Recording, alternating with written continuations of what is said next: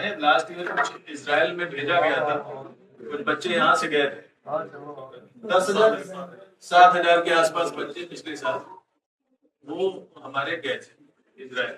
इस सेक्टर में गए थे, कंस्ट्रक्शन मेसन्स और कंस्ट्रक्शंस में।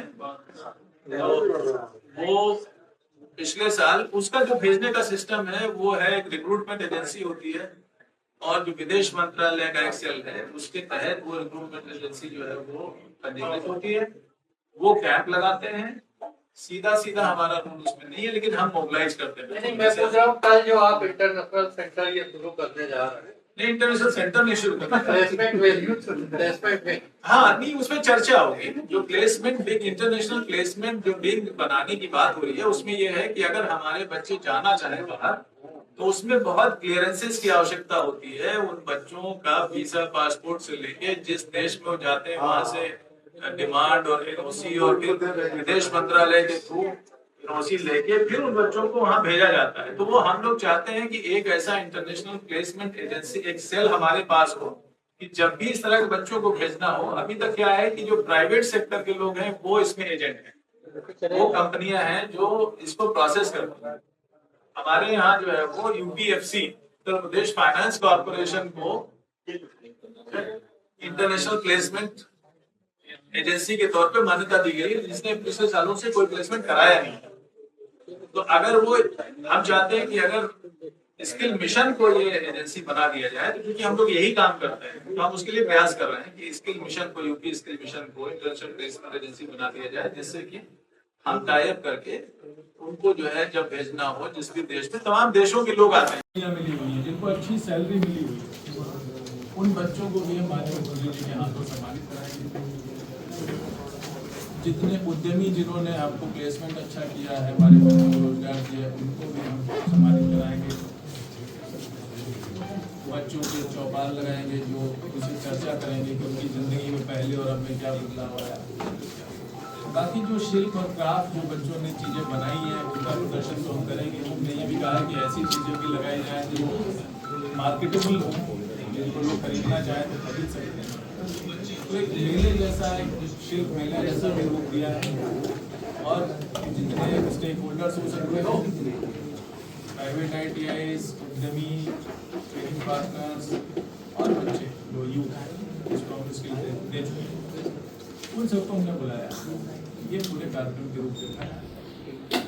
आपके कंपनियां हमारी आएंगी, जिन लोगों को हम लोगों ने सब जगह, जितने ट्रेड्स हैं हमारे, जैसे इलेक्ट्रीशियन है, फिटर है, या कंप्यूटर ऑपरेटर्स हमारे होते हैं, या हेल्थ सेक्टर में जैसे GDA सेक्टर है, इसमें सब में भी प्लेसमेंट के लिए हमारे जैसे प्लम्बर्स हैं। ये जो ट्रेड्स हमारे यहाँ चलते हैं वही ट्रेड्स हैं। उनमें जो लोग रोजगार देने वाले लोग हैं, जो कंपनियां हैं, वो आएंगी, इसमें बुलाएंगे। रोजगार मेला जो हमारा चल रहा है उससे आपको जितने बच्चों को ज़्यादा रोजगार दे सकते। सर कितने लोग गए और नहीं बना पाए। ग्लास फैक्ट्री में जो काम कर रहा है स्किल मैन का, नाला फैक्ट्री में जो काम कर रहा है स्किल मैन का, ग्लास फैक्ट्री में जो काम कर रहा है स्किल मैन का, कारपेंटरी में जो काम कर रहा है स्किल मैन का, टेलरिंग जो कपड़ा बनता है हम लोगों ने पहना हुआ स्किल, हम नहीं सी सकते। तो हम स्किल मैन तौर पर देखें, उस स्किल सेक्टर को सबके बाद सबके ऊपर रखना चाहिए। क्योंकि आप देखिए इस कमरे में जितनी चीजें स्किल से पैदा हुई है, आपके घर में जितनी चीजें स्किल से पैदा हुई है, बार बार कहता हूँ कि आप एक गोल रोटी नहीं बना सकते बिना ट्रेन जो कि टेक्निकल नहीं है। आप खाना अच्छा नहीं बना सकते, रोटी नहीं बना सकते, आप जो है वो सफाई नहीं कर सकते अपने घर की ठीक से, अगर आपसे उसका प्रशिक्षण नहीं है, आपको नहीं आता। तो स्किल बहुत जरूरी है। और आज कल का दिन जो है वर्ल्ड यूथ स्किल डे, हमारा डिपार्टमेंट सिर्फ यूथ को एड्रेस करता है। हमारा जो एज ग्रुप है प्रशिक्षण देने का वो है 16 साल से लेके 45 साल के बीच है। इस बीच में हम सब बच्चों को प्रशिक्षित करते हैं। इसको हमें बहुत बड़े लेवल पे हाईलाइट करना है। नेशनल स्तर पे भी ये आयोजन होते हैं। हमने उसका देखो आज भी चल रहा है, कल भी चलेगा, तो उसका शाम तक और कल शाम तक कंपाइल करके हम पूरे स्टेट का एक आपको देंगे। अभी तो चल ही रहा है। किस रखा गया है, कितने लोगों को रोजगार मिला? देखिए, हमारे जो मेन ट्रेनिंग प्रशिक्षण कार्यक्रम है, उसमें सबसे बड़ा जो कार्यक्रम हमारा चलता है वो दीनदयाल उपाध्याय ग्रामीण कौशल योजना का। इस साल 20,000 युवाओं को उसके तहत प्रशिक्षित करने का लक्ष्य है।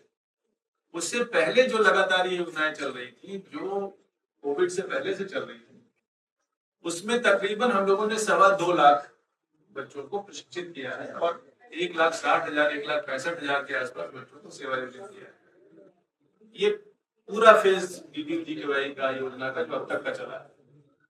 जो राज्य कौशल निधि हमारी होती है, स्टेट फंड से जो हम प्रशिक्षण कराते हैं, उसमें तकरीबन हर साल जो है 35,000 के आसपास बच्चे हम लोग प्रशिक्षित करते हैं।